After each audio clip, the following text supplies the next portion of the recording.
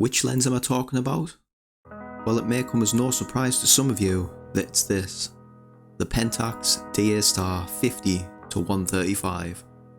And this lens is almost perfect, but not quite, and I'm going to talk about that later in the video.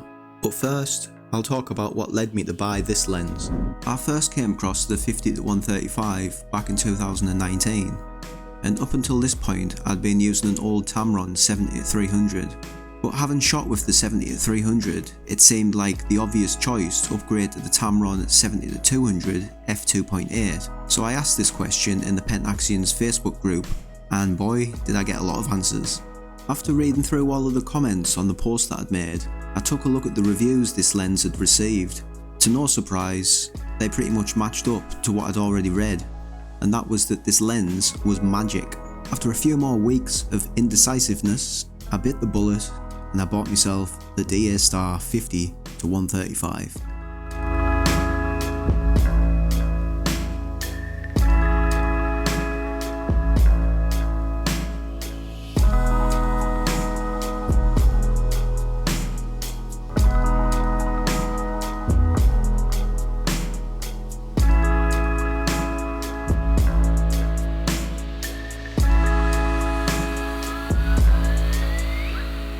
So I bought the DA-Star 50-135 because I wanted a jack of all trade lens and something that was maybe like the equivalent to the 70-200 on full frame, which this lens is. So this lens did tick all of those boxes for me.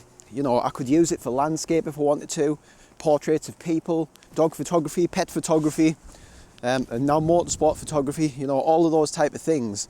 This lens seemingly was going to be brilliant at, and it is. And I mean, the colours that you get from this thing are outstanding. Just in JPEG, you don't really have to do too much to the files. If you nail your exposure, you're onto a winner with the image quality on this thing, because it's absolutely fantastic. So you might be wondering why I'm saying this lens is almost perfect after the things that I've talked about there. You know, it's got great colour rendition, f2.8 throughout, it's a jack of all trades, etc, etc. I'm going to get to that in a minute because there's only one reason why this is not the perfect lens. But before I do, pause the video and comment down below what your idea of your perfect lens would be for your style of photography. What's the sort of criteria that it would need to meet to tick all the boxes for you and the stuff that you shoot? Comment down below. So the only reason that the DA-Star 50-135 is not the perfect lens, at least it's not for me, is this. And that is the autofocus system, the Pentax SDM motor, which I believe stands for super disappointing motor. It doesn't really, it stands for silent drive motor, I believe, but it may as well be the super disappointing motor because that's exactly what it is. It's slow to focus, it's prone to failure. You can convert it to screw drive, but again, it's going to be slow, it's going to make noise, and it's not for everyone. This lens was released in 2007, and you know, some people may class that as a modern day lens. I don't personally, and it's definitely not modern day autofocus.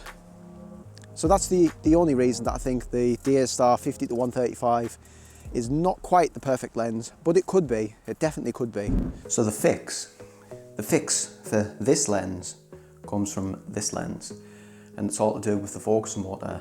And if you haven't guessed it by now, it's the Pentax PLM motor, which is in the 55-300. I use this lens all the time for shooting sports, action, dog photography, motocross.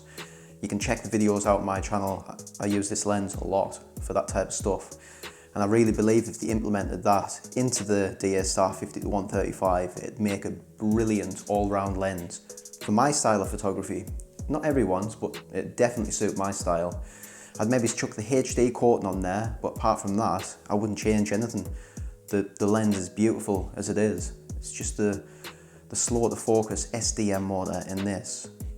If they change it to the PLM, it would really benefit. And if you want to see how this lens performs, there's a video up now that is the 1-year review of me owning this lens, shooting with this lens. Check that one out, and I'll see you over there. I'm out for now.